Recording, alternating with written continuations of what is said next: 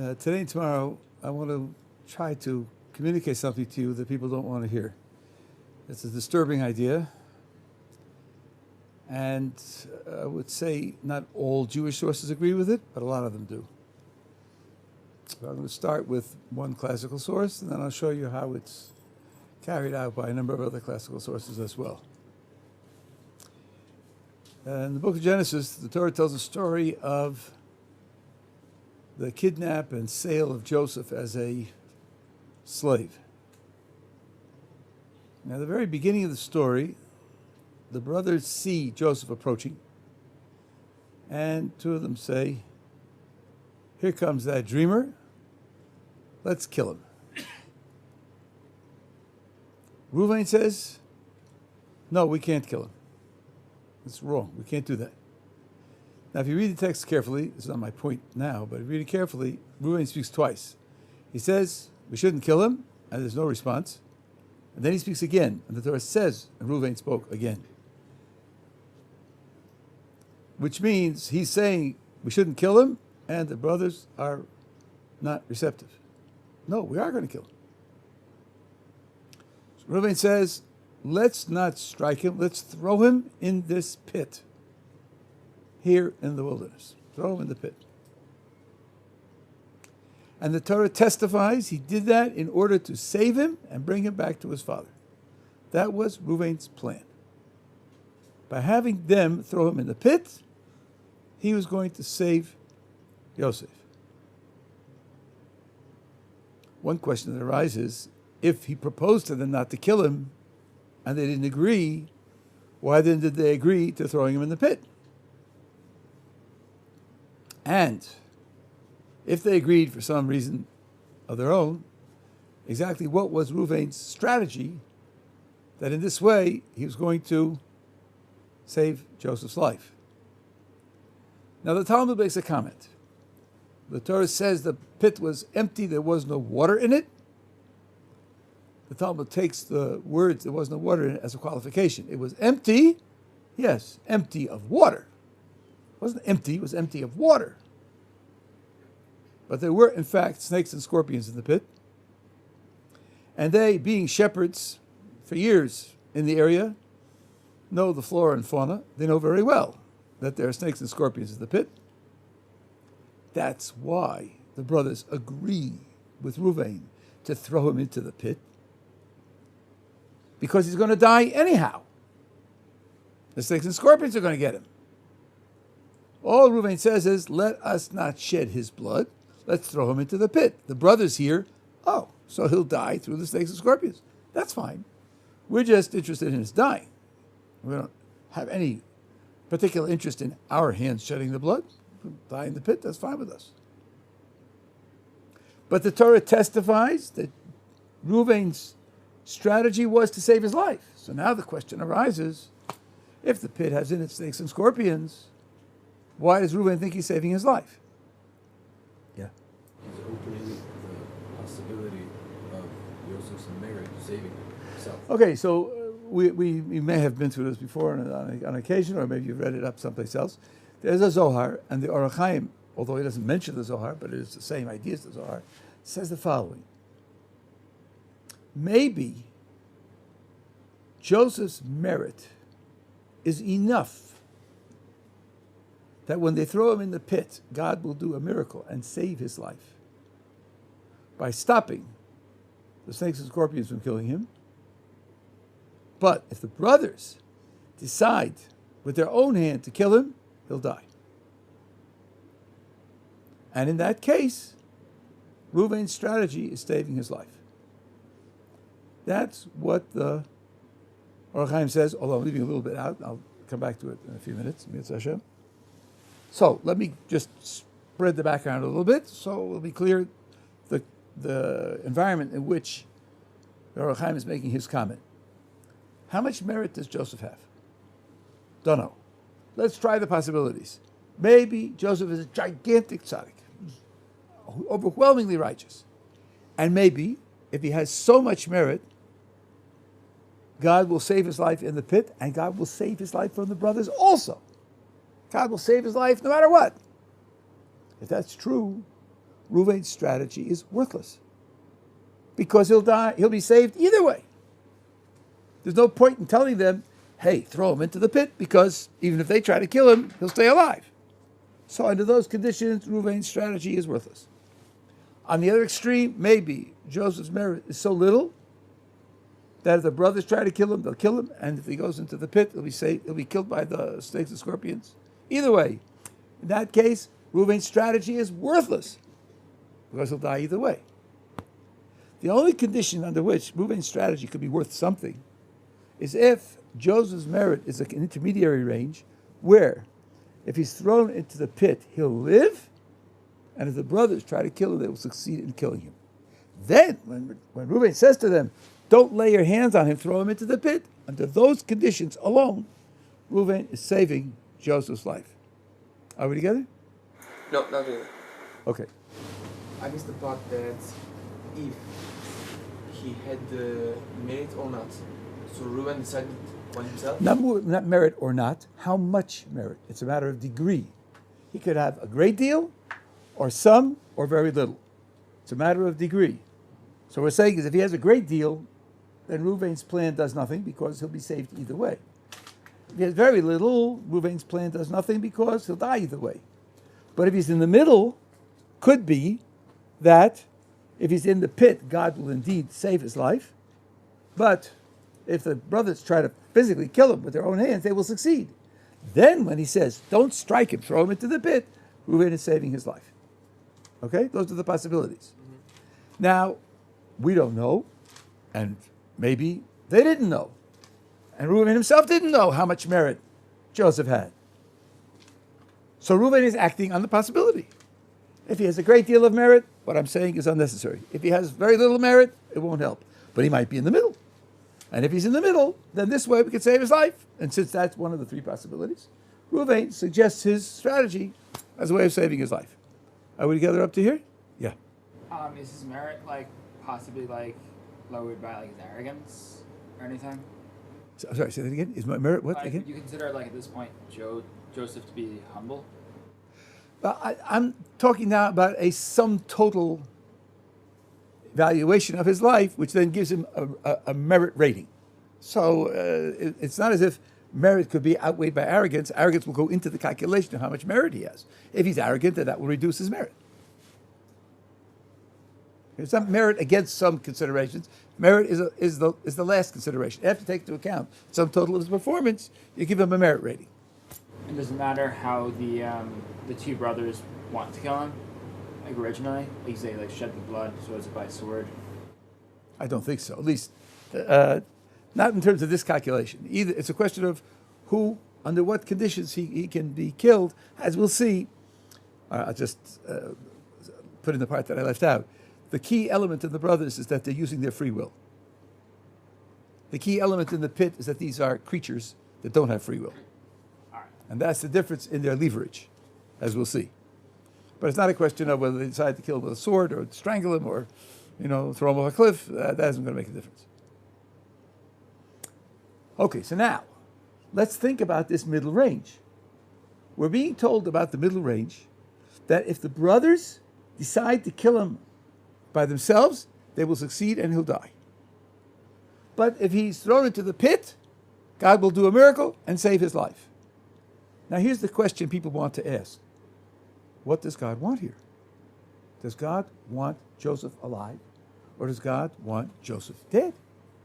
It seems in that middle range, there's no consistent answer to that question. What does God want for Joseph? If you say God wants him alive, then how come when the brothers take him and physically try to kill him, they'll succeed? If you say God wants Joseph dead, then how come when they throw him into the pit, God will do a miracle to keep him alive? There doesn't seem to be any consistent answer to the question, what God wants here. Right? The problem is clear? Mm-hmm. Now, the problem is only a problem because when I put the question that way, what does God want here? What I'm really doing is, the technical word is conflating. I'm mixing together two different questions. And if we define them separately and keep them apart, then you'll see that there's a consistent answer to both questions, and it isn't a contradiction at all. There are really two separate questions here. One question is, what does God want for Joseph in the pit? And the other question is, what does God want for Joseph at the hands of the brothers? Those are two separate questions. Of course, they're separate because you can define them that way. The critic wants to know why that's a difference that makes any difference, why that should count. But you can certainly distinguish and say, God wants for Joseph in the pit that he stays alive, and God wants for Joseph at the hands of the brothers to die. That's what God wants in the two separate cases. They're two separate cases. Now the question will be, but why would that make a difference? The answer is because God has a commitment to free will. This is said in the Orach Chaim, word for word. God has a commitment to free will. So when you measure Joseph's merit and you think of whether he'll live or die, it depends upon what he's up against. If he's up against brute nature, God's commitment to brute nature is moderate, let's say. If he's up against human free will, God's commitment to human free will is very large. And he might be in that middle range where if you take his merit and ask, does he have enough merit for God to change the normal functioning of nature? Yes, because God is not really very committed to nature. God's commitment to the normal function of nature is only a moderate commitment. But does he have enough merit for God to interfere with the functioning of free will? Maybe not, because God's commitment to the functioning of free will is major. After all, the world in a certain sense was created for the purpose of people exercising their free will. And there you might need a much larger payload of merit in order to interfere with the functioning of free will. And that's the middle range. That's why Joseph's merit in the middle range would be enough to keep him alive in the pit, which only requires changing the functioning of nature. Whereas if the brothers want to kill him, it won't be enough, because that would require restraining free will. Are we good so far? Yeah. Okay. Now, all of this implies that when a person uses free will, he could injure someone who otherwise would not have been injured. By using free will, a person can cause injury to someone who was not destined for that injury. He was not designated by God to suffer that injury. Free will can really change a person's circumstances. Very often you hear people say this: A victimized B, which we are now explaining means A used his free will to cause B some damage, some injury, or even death. People often say, well, if A succeeded in injuring B or damaging B, then B had it coming. God judged that B must suffer this. Must be some reason that God had that B needed to have this happen to him. Otherwise, A wouldn't have succeeded. God's running the world. God has everything under control. If A is a criminal, he's trying to hurt B, and he sets out on his course of action to hurt B, he can't succeed unless God wants B to be injured in that way. So that means free will can't really change anything in the world. If the criminal succeeds in injuring the victim, it's only because God wanted the victim to be hurt. The picture that leaps to mind is, imagine the criminal setting out to hurt him, gets the gun, aims the gun, pulls the trigger, and the victim dies. What would have happened if at the last moment the murderer had said, oh no, maybe the police are watching, I don't want to do this now, I'll save it for another time. According to the picture that I'm expressing now, we would have to say, if the criminal decided at the last minute not to pull the trigger, then the victim would have been struck by lightning and died. Because if the criminal succeeds in killing the victim, it must be that God wanted the victim dead. If God wanted the victim dead and the criminal changed his mind at the last minute, then God would have killed him. Because God wanted him dead. According to the picture that I'm describing on the basis of the Orach Chaim, that's a wrong calculation. That's a wrong calculation. Just finish saying it out once more, and then I'll take your question. It's a wrong calculation. Yes, if the criminal shoots at the victim and the victim dies, then of course God wanted the victim dead. Otherwise it wouldn't have happened. But maybe he wanted the victim dead only because a criminal was shooting at him using his free will. It was the victim's merit against the free will of the criminal. Had the criminal at the last moment decided not to shoot, then the victim's merit may have been sufficient to keep him alive. The picture that we're getting from the Orach Chaim is that free will can really change what happens. Free will has a real effect on the world of changing the outcome. And you don't say if a criminal victimized someone, then God must have judged the victim needed this damage or injury, and that therefore it was coming to him irrespective. No. If the criminal succeeds in injuring or killing the victim, it's true that God wanted the victim to die, but it may be that he only wanted to die because the criminal was using his free will against the victim. And had there not been a criminal using his free will against the victim might very well have lived. Your question. A few weeks ago, maybe this is irrelevant, but we learned about the laws of the Rodef. Yeah. And in this case, the one you're describing, the criminal is judged by God to be the Rodef, and the criminal is condemned to die. And it's like he's already dead. He can be killed, and the victim would face no judicial penalty. I feel like that's like one case that like counters what you're saying. I don't think so. You're talking now about a law. The truth is, if A is trying to kill B, and a bystander can stop him, he should stop him. And the only way you can stop him is by killing A. You should kill A. But often there aren't bystanders. Often nothing happens, and murders do happen. Murders do take place. I'm talking now about the relative merit in explaining the dynamics of the murder. You're talking about a law which tells people who are watching they should interfere if they can. I don't see any conflict there. You're talking about a law. I'm talking about the relative merits of the victim vis-a-vis the criminal and how God is running the world. You're talking about a law. I don't see how a law is going to contradict my description, not mine, or Chaim's description of the merits in the case. I don't see a contradiction. Maybe I'm missing something. If you can work on it, or you can explain to you where the contradiction lies, I'll be happy to hear it. Yeah. How does the Orach Chaim work with what we say for 2 days on Rosh Hashanah? That, all of this has been decided over the year, whether we're going to live, whether we're going to die. So how does that, this seems as if that is not true, that through free will, someone can change, whether someone lives or dies. Well, I could slip out of it by saying that what's decided is that he should die in August, and the criminal kills him in February. Right? Then it has nothing to do with the decree that he should die in August means he's not going to live out the year, and this way he doesn't live out the year either. I mean that I could get out of it that way, but as a matter of fact, we do not regard those decrees as absolute. The decrees are not absolute, not the decrees of life and death, and not the decrees of money that a person is going to make, and they are subject to being overridden by free will. That is the consensus of all the commentators. Tosfos several places when discussing decrees like this says, do the people about whom the decree is made have free will? They do. If they have free will, they could commit suicide, right? They commit suicide, that means that whatever was decreed didn't have to happen, because they could have all committed suicide before it happened. So always free will is there as a way of overriding the decree. The Ramban has a shocking example of how the decree can be overridden. Imagine a person upon whom it's decreed that he should die this year. Says the Ramban, he could commit a gigantic crime, and as a result of the gigantic crime, live out the year against the decree. What? Gets to live because of a gigantic crime?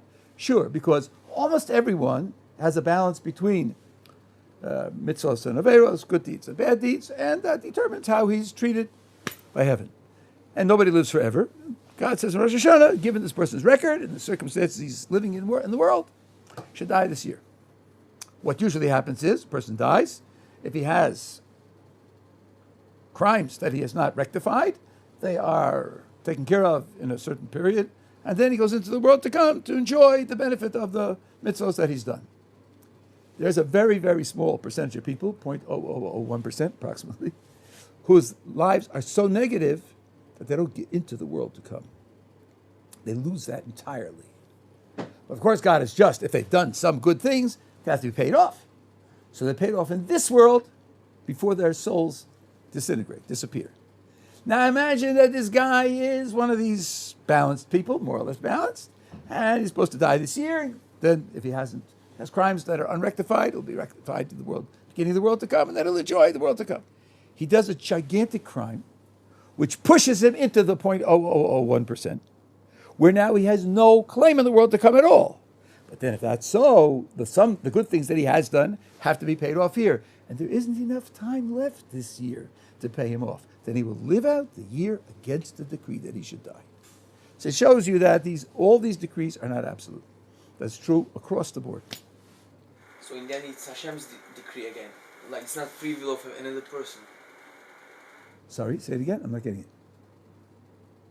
If in that case happens, Yes. so it's also Hashem's decree to change the life, right? Yeah, but it's changed because of his free will. That's all I'm pointing out. There was a decree he should die. This person makes a free will decision, and because of that free will decision, it overrides it. It's the commitment to free will that's at work here. Yeah. Do you mind if I pull an example from like last week's Parsha? Sure. Well, Pinchas? So Pinchas killed the man and woman involved in evil acts, and in that case, God condemns the two to die, and so he awarded Pinchas for the murder. So let's say someone besides Pinchas, maybe Moses, instead used his free will to kill them before Pinchas had the godly, before he had the divine Inspiration. the divine inspiration to kill him. So Moses interfered not with the killing of them, but who killed them. who told you that Pinchas had divine inspiration? I don't know. I think because God awarded them. God rewarded them. God based on rewards their divine people who inspiration. choose by their own free will to do the right thing. That's what reward is about. Reward is about making right choices, doing right actions, and getting rewarded for so doing. But murder was an adveros. And the Oh, but not every killing is a murder. Yeah. Not every killing is a murder. Now, using, in a certain sense, the English language is prejudicial. The word murder in English usually means something that's wrong. If I kill somebody in self-defense, that's not murder. And if A is trying to kill B and I stop A, and if the only way I can stop him is by killing him, when I kill A, that's not murder. But they'll still try to try it as murder. Not at all. But you'll get it. Not at all. Not at all. Not at all. I'm doing a mitzvah. I'm doing what the Torah told me to do. In the case for like Trayvon Martin and George Zimmerman was still tried for murder. Okay, but that's secular court, not Jewish. No, but I remember hearing that Pinchas, that a lot of people told him that he was in the wrong. No, they told him that you did it because you have a certain character flaw. Your grandfather was Yisro, who was a Midianite, and that's what led you to do it. Not that the action was wrong. No one can condemn the action. He reminded them that this was something that God had told Moses, that under these conditions you should kill the people straight out. And they agreed to that. But listen, if Moses didn't remember and didn't do it, and Pinchas and Aaron didn't do it, and another of you didn't do it, and so there were all these greater people, they're greater than you, and you're the only one who remembered it and thought to do it. Can't be that you're greater than they are. So it's got to be something else about you that led you to do it. You did the right thing, but you were led to do it by an inferiority in your motivation. That was their claim. No one challenged the action. All right. No one challenged the action. Okay, so we're together now. Now, I've been teaching this for a long time. I had the wonderful opportunity to speak to Rabbi Yaakov Weinberg, the Chon of Bracha of Ner Yisrael, Rosh Yeshiva of Ner Yisrael, and he told me something which I will repeat to you. And later, I found it someplace in a statement in the Talmud, and someplace in a statement in the Orach Chaim himself. And because I didn't write it down, I've lost them. I was reporting that I found them. But this is what he said. Talking about how much merit you have, there are different types of merit, different categories of merit. In particular, there are two different ways that God deals with people. For almost everyone, he deals with people using some amount of mercy. Mercy means you don't get treated to strict justice. You're not asked to earn what you get in terms of strict accountability. There are leniencies. There are a few people who are treated with strict justice. That's how God deals with them. The amount of merit you need to earn the right to live in strict justice is enormous. Mercy by its very nature means you don't need so much merit in order to live, in order to be treated in certain ways. Now he said, the difference between the ability of your merit to stand up against free will depends upon what kind of merit you have. If your merit by which you live is only because God is treating you with mercy, then you cannot stand up against free will. God's commitment to free will is greater than his commitment to treating the victim with mercy. Free will trumps mercy. But free will will not trump strict justice. If the potential victim has earned the right to live or the right to be treated well by the highest possible standard, he's earned it by earning it through against the standard of strict justice, then God will short-circuit the free will and protect him. He will not allow free will to harm him. So there is a level where a person gets absolute protection even against free will. But that level is where you earn it without mercy. You earn it only through the highest possible standard of strict justice. When that happens, then you are protected. That's why Rishonim, Rambam, the Ramban, others say that certain people, this is based on verse in Genesis and other places, some people, like the patriarchs, like others, get absolute protection. Nothing can harm them. Nothing could harm Abraham. There were attempts to harm him on several occasions. Nothing. Whether it was Pharaoh who took Sarah, and there was a miracle that saved her, and Avimelech who took Sarah, and the miracle saved her, or the war of the 4 kings, the 5 kings. Abraham wipes them out in one night's battles because nothing can touch Abraham because he earns protection through strict justice. That's for a very, very small, select group of people. The vast majority of us exist on the basis of mercy, and since we exist on the basis of mercy, if someone wants to use his free will against us, then that they will be successful. Okay? They will or they might. Good. I accept what you say. Our merit will not stop them. There may be other things that will stop them. You're right. I shouldn't have said it.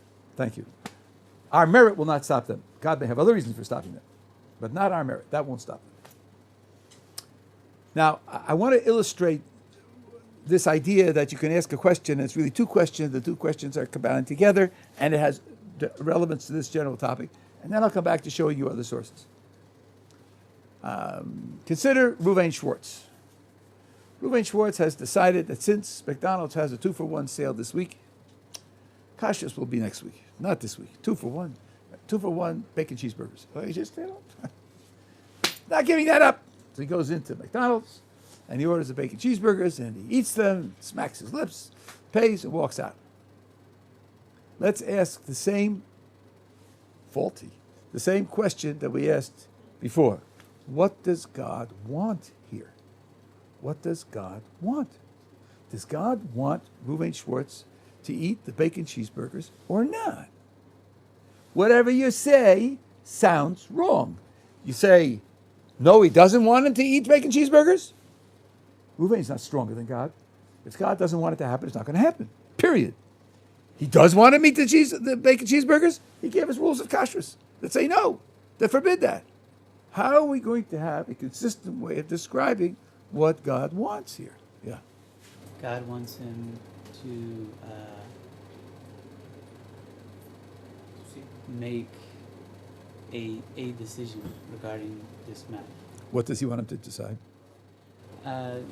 Well, by human standards, like we imagine him wanting to have him choose to keep kashrus. But I mean, maybe all he really wants is just for him to decide. He uses free will. You have the right elements, but you're not putting together into a complete picture. There's more to say than that. After all, he did give us mitzvos of kashrus. He can't be indifferent about whether we eat kosher or not. He commanded us to eat kosher. Can't be indifferent. You asked what he wants, not what he decree. Say again? You asked what he wants, not what he decree. Correct. Well, I take it that the decrees are a reflection of what he wants.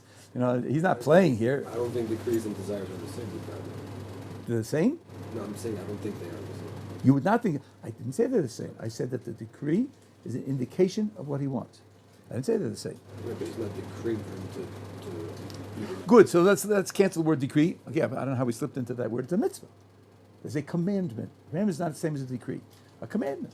But if there's a commandment, that must indicate what he wants to happen. You said he's committed to human's free will, right? Yes. So then you said if God doesn't want him to eat the hamburger, then he won't eat it. Period.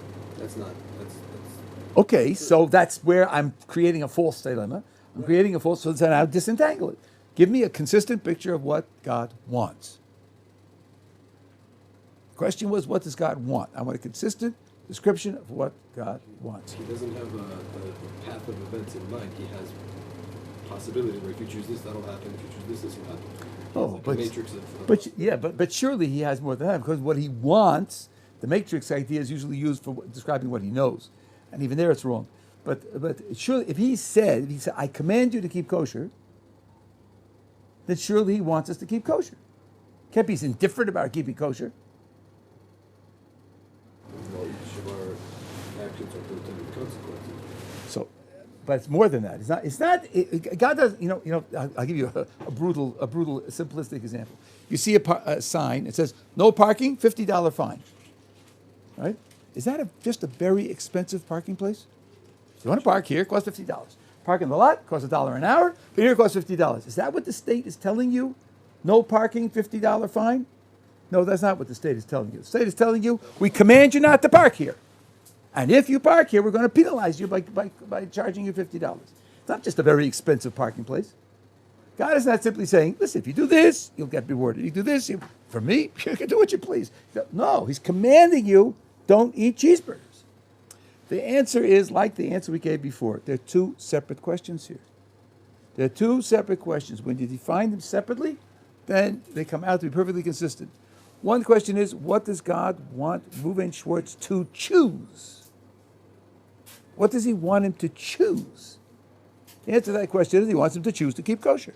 That's why he commanded the laws of kashrus. He wants him to choose to keep kosher. Second, different question. What does he want him to do, given that he's already made the vicious choice of eating the cheeseburgers? What does he want to happen now? It's perfectly consistent to say God wants him to eat the cheeseburgers. Because now we're asking after the choice. The original question was, what does he want him to choose? That question is before the choice. Now we're asking what should happen after the choice. And the difference is whether God is committed to free will. So God says, I have what I want you to choose, but once you've chosen it, I'm committed that free will should work. I don't want free will to be taken away. And this is perfectly consistent. And by the way, it has nothing to do with religion, nothing to do with God, nothing to do with Torah. I buy for my child, my 8-year-old, a brand new 10-speed bike. When I was growing up, 10-speed bikes were the cat's meow. There was nothing better than that. I guess today they have 35 speeds and they're electric and so on and so on. Okay, it says to the child, listen, it's not easy to ride a 10-speed bike. And if you take it out on your own, you're probably going to get hurt. I'm telling you, don't take it out till I get home. When I get home, I'll take you out and I'll help you learn how to ride it. And he leaves the child with the bike. This is called moral growth and education. The child now has to sweat and struggle. Now, what does the father want? Well, one thing he wants is for the child to trust him and not to try the bike. That's what he wants. That's why I told him to do that. What does the father want if the child decides to try the bike? Does he want it to be able to try the bike or not? Obviously, he wants it to be able to try it because otherwise the father would lock it up. The father can prevent the 8-year-old from trying the bike, and he's not doing that. No, he wants the child to struggle morally. He wants him to make his own choice. He wants him to be able to ride the bike. He's not going to kill himself if he rides it. He'll fall off and skin his knee. Let him fall off and skin his knee. Let him learn that his father's right. Father knew that it was dangerous, and he gave him good advice. The father wants him to choose to obey, but he wants him to be able to carry out disobedience if he chooses to disobey. So there's nothing here to do with God and Torah and theology and philosophy. This is standard way of dealing with people in various conditions, and God says the same thing over here. So here we have again, if he asks, what does God want when Reuven Schwartz eats the cheeseburger, it's not one question, it's two questions. What does God want Reuven Schwartz to choose? Is one question. And secondly, what does God want Reuven Schwartz to do, given that he has chosen badly? And those two questions get two answers, and there's no inconsistency here. Are we together? Yeah. In both cases, what we see is God's commitment to free will. Now, there are other commentators who agree with this general point of view. There's a Gemara in Chulin where the Gemara is talking about the word machashefa. Machashefa in Hebrew means roughly someone who claims supernatural powers. They're usually translated as a witch. And the Gemara takes it as a tarikon. It's like each letter stands for a whole word, or a couple of letters together, each one stands for a whole word. And it spells out machshefa as makhishin pamal yeshomala. They contradict the heavenly host. Rashi, on the spot, explains those words to mean that such a person can kill someone even though there's no decree from heaven he should die. That means they have power to kill someone who otherwise wouldn't die. No decree from heaven means if you subtract the machshefa from the picture and ask, does God want the victim dead, period? The answer is no. Of course, it's only because of God's will that the machshefa is successful in killing him. Otherwise, nothing can be successful. Everything has to come under God's will. But the Gemara is telling us that if the machshefa uses his powers to kill him, he'll be successful because the victim's merit won't stop it. May not stop it. Whereas if the machshefa desists, he will continue to live. So it's exactly the same structure. Nachmanides asks the following question. God speaks to Abraham and says to him, this is called the Bris Ben Besorim, the covenant between the pieces.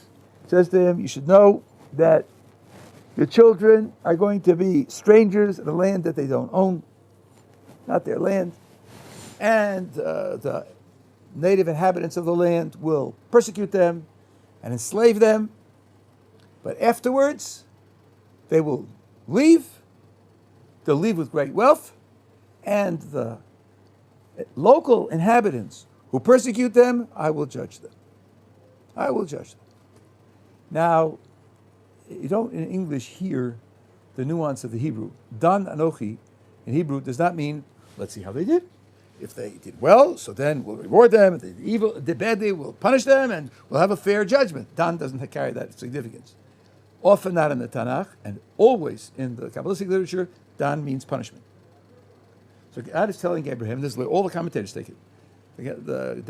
God is telling Abraham, and that native population, which turned out to be the Egyptians, that native population will be judged and punished for what they did. Obvious question is, God is telling Abraham that this is what God is doing in running the world. This is how God is running the world. They're going to end up to be in that foreign land.